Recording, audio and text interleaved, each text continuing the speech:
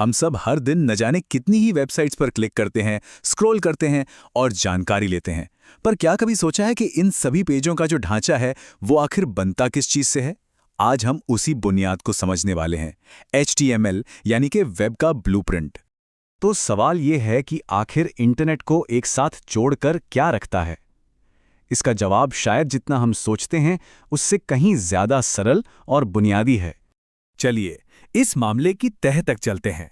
Building के blocks को समझने से पहले यह समझना जरूरी है कि वो बिल्डिंग किस मोहल्ले में है, और वो मोहल्ला है वर्ल्ड वाइड वेब।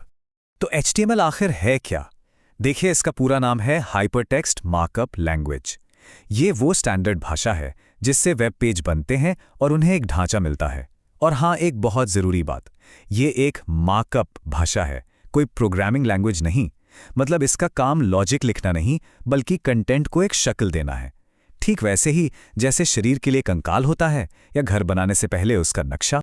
और वर्ल्ड वाइड वेब, अरे उसे एक बहुत बड़े नेटवर्क की तरह समझिए जहां ये सारे डॉक्यूमेंट्स रहते हैं।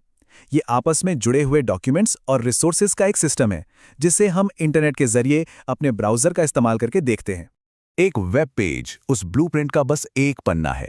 ये वेब पर एक अकेला डॉक्यूमेंट होता है जो HTML में लिखा होता है और जिसे हम एक ब्राउज़र में देखते हैं। और एक वेबसाइट, वो बस इन्हीं अलग अलग पन्नों का एक कलेक्शन है। ठीक वैसे ही जैसे एक पूरे घर के लिए ब्लूप्रिंट का एक पूरा सेट होता है। अब एक मज़ेदार बात, वेबसाइट्स भी दो तरह की होती हैं। पहली होती हैं स्टैटिक साइट्स। इनको आप एक छपे हुए ब्रोशर की तरह सोचिए जहां कंटेंट फिक्स रहता है। उसे बदलने के लिए डेवलपर को सीधा कोड में बदलाव करना पड़ता है। दूसरी तरफ है डायनामिक साइट्स। ये एक लाइव रिपोर्ट की तरह है जहां यूजर के हिसाब से कंटेंट बदल सकता है। ठीक है, तो अब एक पेज के ब्लूप्रिंट के अंदर घुसते हैं और देखते हैं कि ये बनता कैसे है। हर वेब पेज का एक बहुत ही साफ सुथरा स्ट्रक्चर होता है जिसके दो मेन हिस्से हैं, हेड और बॉडी। किसी भी HTML डॉक्यूमेंट की नींव इन चार चीजों पर टिकी होती है। सबसे ऊपर आता है डॉक्यूमेंट टाइप, जो ब्राउज़र को बताता है कि भाई ये एक HTML5 डॉक्यूमेंट है। फिर आता है HTML टैग, जो समझ लीजिए कि पूरे घर की बाहरी दीवार है। इसके अंदर दो हिस्से हैं, हेड जिसमें छिपी हुई जानकारी होती है, और आखिर में बॉडी जिसमें वो सब कुछ होता है जो हमें पेज पर असल में दिखाई देता है। तो हेड और बॉडी में मेन फर्क क्या है? हेड को आप आर्किटेक्ट के खुफिया नोट्स की तरह समझिए। ये ब्राउज़र के टैब का टाइटल, स्टाइल की जानकारी और स्क्रिप्ट्स जैसी चीज़ें रखता है जो पेज पर सीधे सीधे दिखाई नहीं देती। और बॉडी वो असली कमरे हैं जिनमें हम घूम सकते हैं। इसमें सारा टेक्स्ट, हेडिंग्स, इमेज और लिंक्स होते हैं जो हमें दिखते हैं। तो अब जब हमने नींव और बाहरी ढांचा समझ लिया है, तो चलिए अंदर चलते हैं। अब हम उन असली बिल्डिंग ब्लॉक्स को देखेंगे जिनसे पेज का दिखने वाला कंटेंट बनता है। ये जो ब्लॉक एलिमेंट्स हैं ना, ये कमरे के मेन स्ट्रक्चर की तरह होते हैं। H1 से लेकर H6 तक के टैग्स चैप्टर के टाइटल की तरह हेडिंग्स बनाते हैं। P टैग का मतलब है पैराग्राफ, यानी टेक्स्ट का एक ब्लॉक। और div एक खाली कमरे की तरह है जिसका इस्तेमाल हम दूसरे एलिमेंट्स को एक ग्रुप में रखने के लिए करते हैं। div टैग शायद सबसे काम का ब्लॉक एलिमेंट है।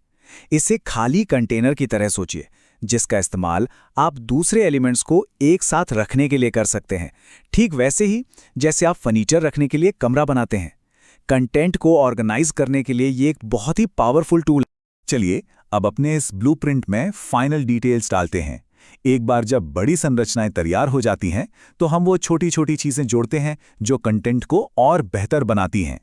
टेक्स्ट लेवल एलिमेंट्स हमारे बड़े ब्लॉक एलिमेंट्स के अंदर काम करते हैं। जैसे बी टैग का इस्तेमाल किसी शब्द को बोल्ड करने के लिए होता है।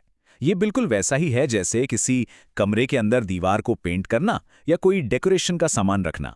ये बड़े ढांचे के अंदर ही अलग अलग शब्दों को एक खास मतलब या स्टाइल देते हैं। तो इस पूरी बातचीत का सबसे जरूरी सबक ये है, HTML स्ट्रक्चर के लिए है, स्टाइल के लिए नहीं। HTML का पहला और सबसे जरूरी काम कंटेंट के लॉजिकल ढांचे को बताना है। ये बताना कि ये एक हेडिंग है या ये एक पैराग्राफ है। उस कंटेंट को सुंदर बनाने का काम CSS जैसी दूसरी टेक्नोलॉजीज का है।